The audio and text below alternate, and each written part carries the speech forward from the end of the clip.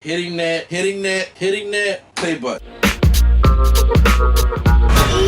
looks just like Genesis. Yo.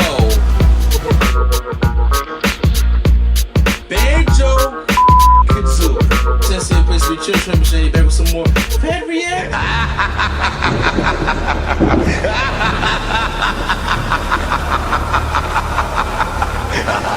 YouTube Sensei and place to be chill, trim machine back with some more Fat React. So now we got HitStart has a new video, how to be on the traps in Saw 4. So it looks like he may be doing all the movies, but those videos are obviously long to make and hard to edit, stuff like that, especially for somebody being an editor. I'm not just a reactor. I edit videos and stuff like that. Check out the movie experience that I do and all that stuff like that. So I get it. So if he does them all, I know it's going to be past Halloween. I still plan on trying to react to them all. He does great content. Make sure you guys check out all his work right in the description box below. It's just very great work, man. Thumbs up to all that. So how to be on traps in Saw 4. Now this is the rig story.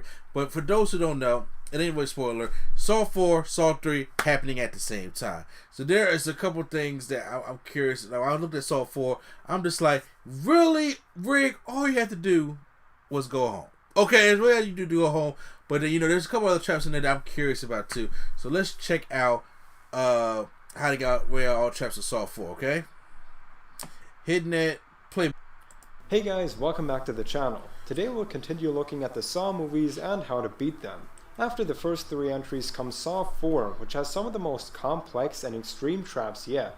Here we follow Daniel Rigg, who must play one of Jigsaw's games to save his friends, and like always there's a major twist at the end. I was happy to see that Saw 4 features a good blend of traps that are both really difficult and pretty easy to beat. With that being said, let's look at how you can survive Saw 4. Right. This Great one starts video, off with the autopsy of John Kramer following his death in Saw 3. In his head, the coroners find a piece of a skull that was removed by Lynn. They continue cutting him open to examine his other organs. Inside his stomach, they find a tape covered in wax that John swallowed in the previous movie. They immediately call the police to show it to them, and soon after, Detective Hoffman arrives to play it. On the tape, he hears a message from John warning him that he will also be tested, and even though he's dead, John's games will continue without him. We cut to 2 men waking up in an abandoned mausoleum. One of them, Trevor, has his eyes sewn shut, and the other, Art Blank, has his mouth sewn shut. They're both connected to the ends of a chain by their collars. The chain slowly gets pulled towards the trap in the middle, and if it drags them all the way in, they get strangled to death. Trevor accidentally activates the trap and their test begins. Art sees that they're supposed to get the key, which unlocks their collar off of Trevor's neck. They can both survive here if they work together and manage to get the key. The blind guy notices he's given access to many sharp tools and hammers, which he throws at Art out of fear, thinking he's here to hurt him. Since Art is the only one who can see, their survival really depends on him. One thing he can do is take this small sharp axe, which was one of the things Trevor threw at him, and use it to cut the thread that holds his mouth shut. Then they could communicate and work together to unlock their collars. He can also use the axe to cut the wires to the motor that tightens the chain. That way the chain doesn't get pulled and no one could be strangled. However, this trap is only beatable from Art's perspective, but not from the blind guy. Even if Trevor killed Art, who he thought was a threat, that doesn't stop the machine. He's just thrown in this scenario without an explanation or chance to survive. Art ends up killing Trevor and retrieves the key to free himself. Then he forces his mouth open for no reason. He could have just done that earlier and talked with Trevor. He'd explain that he's not a threat and what they have to do. They would both get the key, unlock their collars, and live. It's mentioned in the extra footage that Art didn't open his mouth out of fear that he might do something wrong, but it still seems like a better option than dying or killing someone. After the title card, a SWAT team enters a dark basement. There, the officers find Alice and Carrie dead in the angel trap. Daniel Rigg, the man we've seen in the previous movies, is also here, and he's deeply troubled by Jigsaw's games as he already lost 2 co-workers to the killer. Later on, FBI agents Lindsay Perez and Peter Strom arrive and conclude that Amanda wasn't the only one helping John. She couldn't have put Allison into the trap herself as she would have been too heavy for Amanda to lift, meaning that another unknown person is helping Jigsaw. Later that night, Rigg gets overpowered and sedated by someone in a pig mask at his house. He wakes up in his own bathroom and finds a big red question mark on the door. After going into the bedroom and getting his gun, the TV turns on. The puppet appears and explains that tonight Rigg will get the opportunity to save Eric. It's revealed that Amanda didn't actually kill Eric in Saw 3 but only knocked him unconscious. He was then held as a prisoner and got put into a new trap. He's currently standing on a block of melting ice while hanging from his neck. Rig is told that he can find the clues to Eric's location by playing Jigsaw's game, but he only has 90 minutes before the ice melts and Eric suffocates. The trap is beatable, but there are a lot more crucial details that are shown later on. When it's done playing, he goes into his living room where he finds a woman in a trap. It's mentioned that she's a prostitute who Jigsaw deems unworthy of life. Now, Rig doesn't have to help her. He's even advised by Jigsaw to simply walk away and focus on saving Eric, but he tries saving her anyway. In this test, she's chained to a chair secured by a combination lock, and her hair is tied around a twisting bar. As the bar rotates, it pulls stronger and stronger on her hair. This continues until her scalp is pulled off. The trap starts and slowly pulls out her hair in short intervals. Rig tries firing at it, but that doesn't work. One major thing mentioned by others is that he could shoot her hair and not the trap, or shoot the wire supplying electricity to the motor twisting the bar. He can also try to jam up the gears that turn the bar with the metal gun. That way she is instantly freed and Rig wouldn't have wasted any time. Instead, he tries searching for a knife to cut the hair. Unfortunately, all of his knives have been taken out. However, there is a broken picture frame where he could use the glass as a knife. Another solution is breaking the pot of this flour and using that as a blade. He goes back and tries to solve this puzzle by finding numbers written on the gears, which is the combination to a lock. But he needs to hurry because her hair is quickly being ripped off. Eventually, Rig gets the code and frees her. You'd think she'd be thankful, but the woman reaches for a big knife and tries to stab him. Rig overpowers her and kills her out of self-defense. As he tries to leave the house and find Eric, he sees 2 keys in the exit. There's also a note that reads, one of them gives life, the other one takes it away, which he takes and goes. The keys lead him to a cheap motel where he will be faced with another test. He enters the room for which he was given the key at his home. There, Rick finds a new tape telling him that he needs to abduct the motel owner Ivan Landis and put him into a trap. Doing this will get him closer to finding Eric's location. Rig lures Ivan into the room where Jigsaw wants him and forces the guy into his trap. The reason given for Ivan's trial is that he abused and tortured women in the past. Ivan puts himself into this strange contraption where his limbs are in chains that are connected to metal beams at the edge of the bed. When that's all done, he puts his head in a vise. Rig then finds the next clue and leaves him alone to face his test. He doesn't really want to help him after what he's done. In the bed, Ivan is told to press 2 triggers which cause 2 spikes to poke into his eyes, making him permanently blind. If he doesn't do this, the metal beams connected to his limbs will pull away and rip off his arms and legs. It's a pretty bizarre trap. I had to re-watch this like 3 times before I understood what the hell is even happening here. But you either lose your eyes or you lose your life. This one is very tough to beat without doing what's intended because you're once again completely tied down. What Ivan could try is using his arm, leg, and neck muscles all together to try and slightly shift his head in the vise. If he moves it as little as an inch down, the spikes would go over his eyes and into his forehead. And I doubt that they are powerful enough to break the skull, as it tends to take a lot more resistance. The spikes are also just meant to slightly dig into his eyes so they don't push that hard. He winds up pressing the first trigger and loses one of his eyes, but the time runs out before he can hit the second one. The trap goes off and tears off his limbs, resulting in his death. Now we're in Eric's room and we see that Hoffman is sitting next to him. Eric becomes tired of Jigsaw's games and jumps off the ice block to end it all. It's shown that the two are on opposite ends of a scale, which now leans to Hoffman's side with the ice block's water running towards him. As the ice melts further, more water flows towards Hoffman, and if enough fluid is there, the scale tips to his side and he will be electrocuted. The man overseeing them puts Eric back on the ice block so the game can continue. It's then revealed that the hooded man is Art Blank, the guy from the first trap with his mouth sewn shut. Back in Jigsaw's game, Rig's clues lead him to an abandoned school. He enters the door to the next trap. Here he finds a couple tied to a pole, and the people are Rex and Morgan. The woman suddenly wakes up and tells Rig that she had already beaten her trap. In a flashback, we see that they both woke up tied to the pole with multiple steel rods pierced through their bodies. The spikes go in through Morgan and out through Rex. She played the tape which tells her that to survive, she needs to pull the rods out of her body, which kills her husband. Or she can leave the spikes in and bleed to death, but her husband lives. The rods are placed so that the woman needs to remove them for her wounds to heal, but the guy needs to keep them in so he doesn't bleed out. And since Rex has very little power left, the choice is up to Morgan. The game begins and she doesn't hesitate to pull out the rods. She pretty much hates her husband because he physically harmed both her and their child numerous times in the past. She pulled out most of the rods, which led to Rex dying. Now Rick can choose to give her the key to help her out of the trap, but first he removes the final rod from her body and searches the classroom. There he finds the final clue to Eric's location, the Gideon meatpacking plant from Saw 3. Rick walks out of the room and gives Morgan the key, saying she needs to save herself. She then uses the key and unlocks herself from the trap. However, she wouldn't have needed to remove the last rod. Instead, she can just unlock herself from the trap and step off with the rod still inside her. She would be pulling it out of her husband, but not herself. The paramedics arrive soon after, so she would survive with a lot less pain. The only way I see both of them surviving is if Morgan only removes one of the steel rods.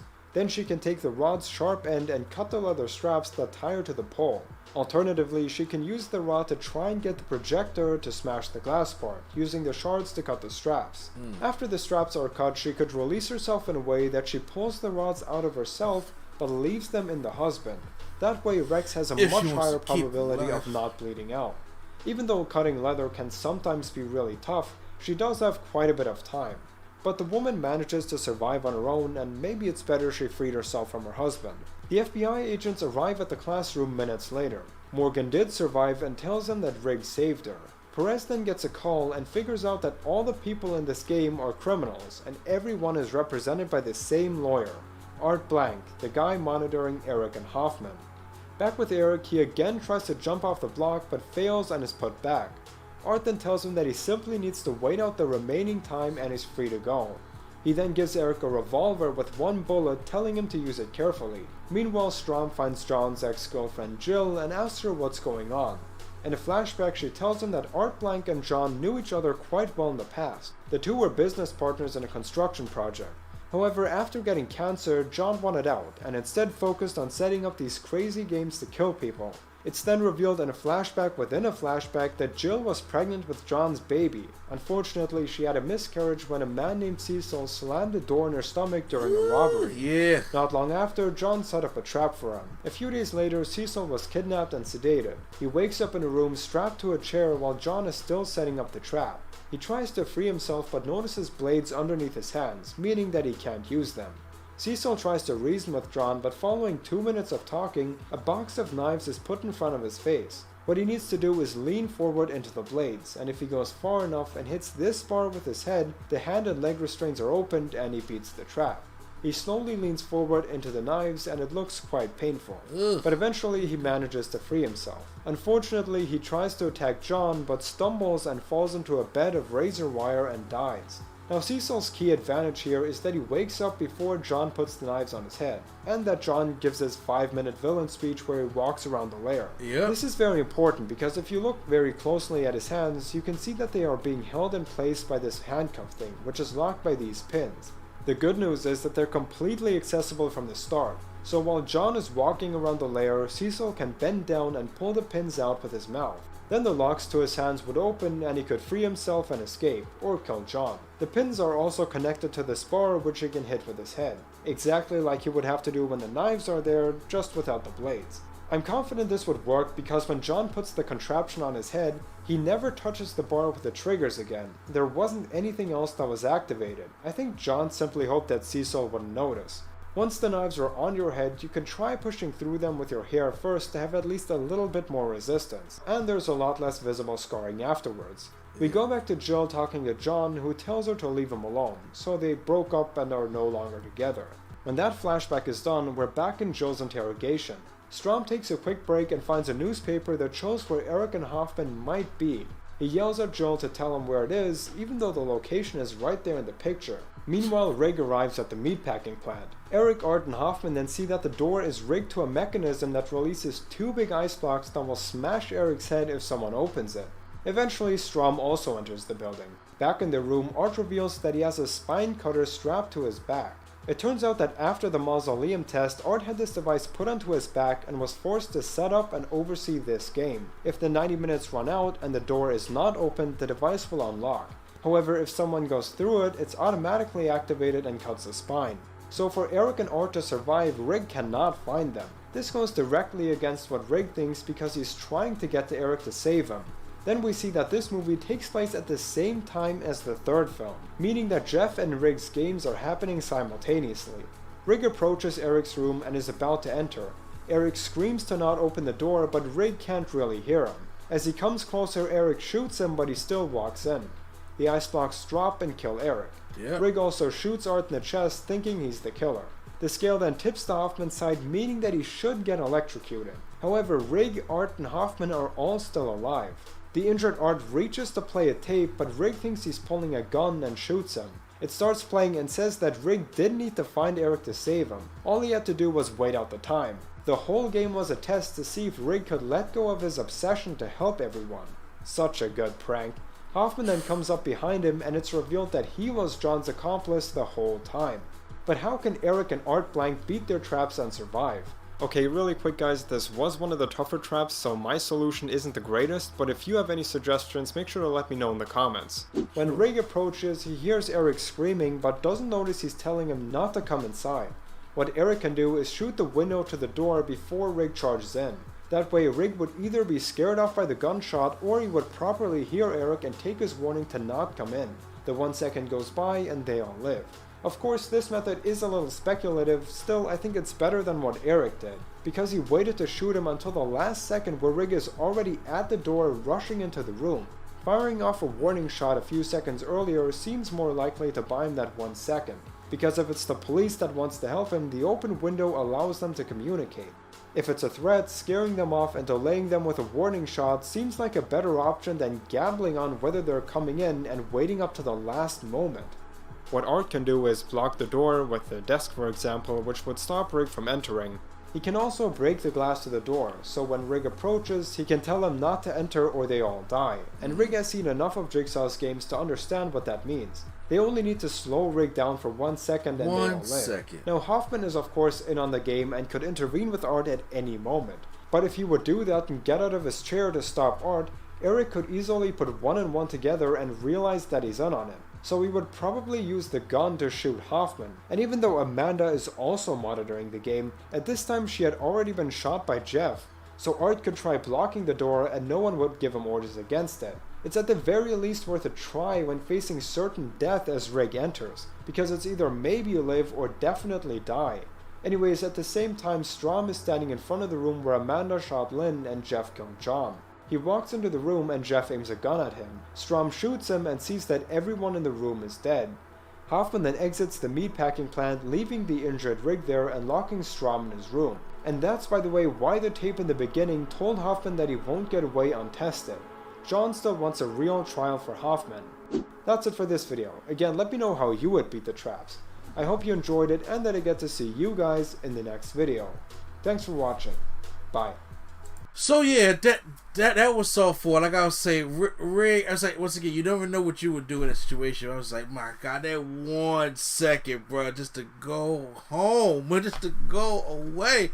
I'll be on the edge of my seat watching Saw videos. If he does the next one, which is Saw 5, that is my least favorite Saw movie of all of them. You know what? Honestly, Saw 5 would have been until Saw 3D came out and Jigsaw. Those were just like, I'm sorry. But you know what? I want to see him do all of them so I can react to all of them. It's been fun doing it. Post any comments down below how you guys enjoyed Saw 4. If you guys can think of any clever way to get the traps, hit the like button if you guys enjoyed my reaction. Hit the subscribe button for more Halloween themed reactions right here on NC Studios going all the way up until Halloween. So once again, this is NC Place to Be. Channel Mercedes, and the Fat React is out.